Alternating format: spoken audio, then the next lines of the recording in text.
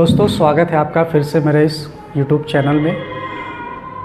दोस्तों आज आप लोग से एक रिक्वेस्ट थी कि अगर आप हमारे इस वीडियो को Facebook के माध्यम से अगर देखते हैं तो आप उस Facebook पेज को शेयर किया करें और वीडियोस को लाइक किया करें और कमेंट सेक्शन में बताया करें कि मैं जो क्लास लेता हूं वो क्लास आपको कैसी लगती है, सही लगती है या मैं कैसा पढ़ाता हूं, मेरी शैली कैसी होती है।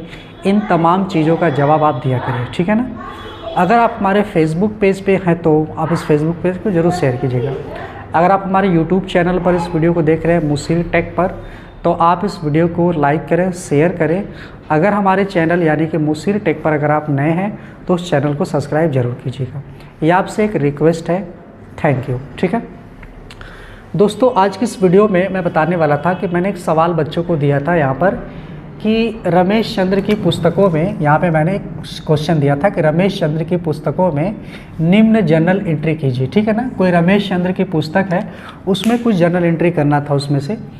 तो यहाँ पर कहा गया है पहले स्टेप में कि 1000 रुपये का माल राम से ख़रीदा गया है, ठीक है ना। मतलब कि राम से जब माल ख़रीदा गया, यहाँ पर नगद शब्द का उपयोग नहीं किया गया है, तो यह सवाल बिल्कुल क्या है, उधार है। मतलब कि राम से उधार माल खरीदा, ठीक है। दूसरे स्टेप में बताया जा रहा है कि उसी माल को 1200 रुपये में रवि को हमने बेच दिया। मतलब जो माल हमने राम से ख़रीदा था 1000 रुपये में, उसी माल को हमने रवि को 1200 रुपये में बेच दिया, ठीक है। जब हमने रवि को बेच दिया तो फिर तीसरे स्टेप में कहा जाता है कि कुछ दिन बाद माल ख़राब हो जाने के कारण रवि ने हमें 300 रुपये का माल वापस कर दिया और हम उसी माल को हमने राम को वापस कर दिया। मतलब कहने का मतलब ये है कि यहाँ पर purchase, sales and purchase return and sales return की एंट्री की जाती है। सबसे पहले दोस्तों मैं आपको बता दूं कि ये सवाल लगाने का तरीका क्या होता है। बने रहिएगा हमारे साथ, पूरी वीडियो देख कर जाइएगा, वीडियो को स्किप मत करिएगा, नहीं तो इस तरीके के सवाल आप नहीं कर पाएंगे, ठीक है। सबसे पहले हम क्या करते हैं कि एक यहाँ से डेबिट अमाउंट और क्रेडिट अमाउंट, और यहाँ पे पर्टिकुलर में हमने यहाँ पे लिख दिया रमेश चंद्र ऑफ बुक। हमने यहाँ पर रमेश चंद्र ऑफ बुक लिख दिया, ठीक है। मतलब रमेश चंद्र की पुस्तक। अब रमेश चंद्र की पुस्तक में सबसे पहले कहा जाता है कि 1000 रुपये का माल खरीदा, तो हम खरीदना की इंग्लिश क्या होती है, परचेज होती है। और परचेज अकाउंट हमेशा क्या होता है, डेबिट होता है। परचेज अकाउंट हमेशा क्या होता है, डेबिट होता है। तो हम पहले लिखेंगे परचेज अकाउंट डेबिट। कितने का माल परचेज किया है, हमने 1000 रुपये का माल खरीदा यहाँ पर, तो हम यहाँ पर 1000 रुपये का माल लिख देंगे, ठीक है ना, इस तरीके से। उसके बाद कहा जा रहा है किससे खरीदा, तो राम से खरीदा।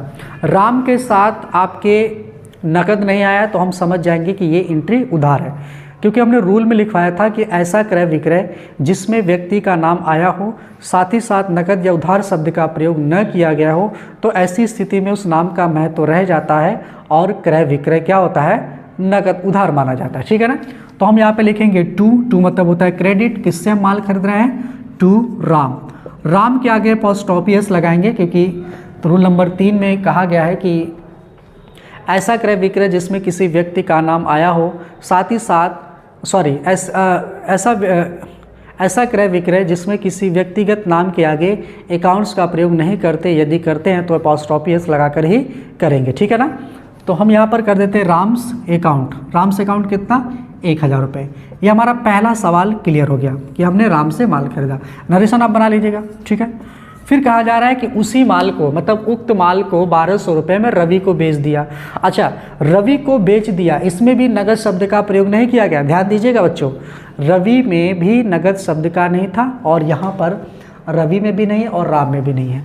तो जब इस तरीके की कंडीशन आएगी तो हम क्या लिखेंगे, माल किसको बेचा, रवि को। उधार बेचा है तो रवि पाने वाला हो गया, क्योंकि पर्सनल अकाउंट का रूल होता है debit the receiver and credit the giver. पाने वाला डेबिट और देने वाला क्रेडिट होता है। तो हम यहाँ पर लिखेंगे कौन है, रवि। तो लिखेंगे रवीस अकाउंट डेबिट कितना है, 1200 रुपये, ठीक है।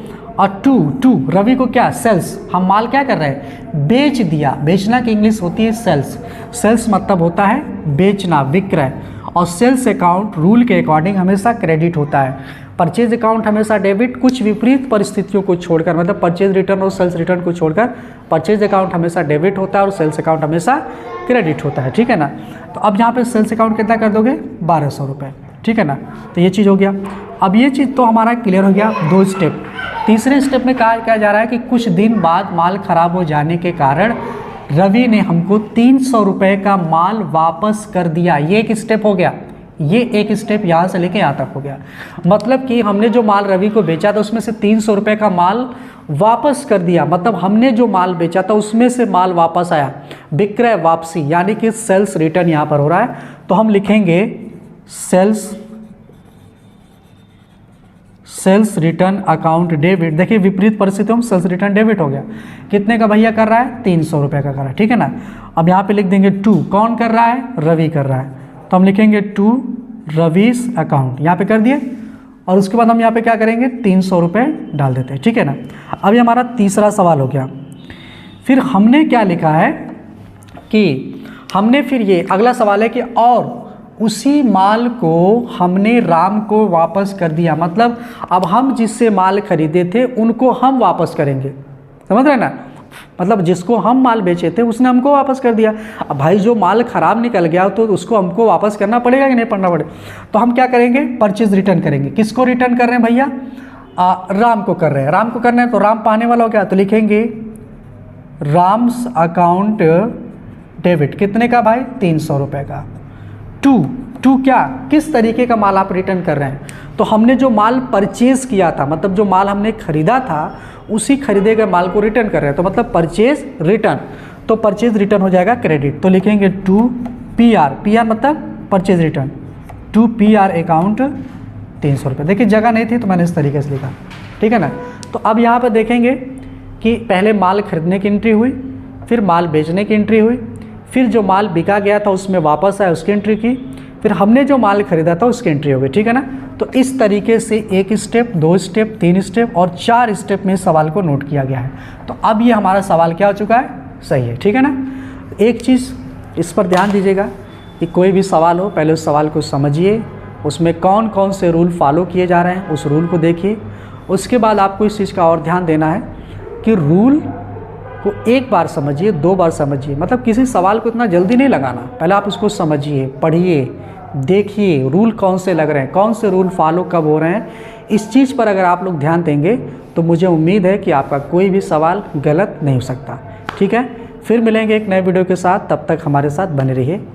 जय हिंद।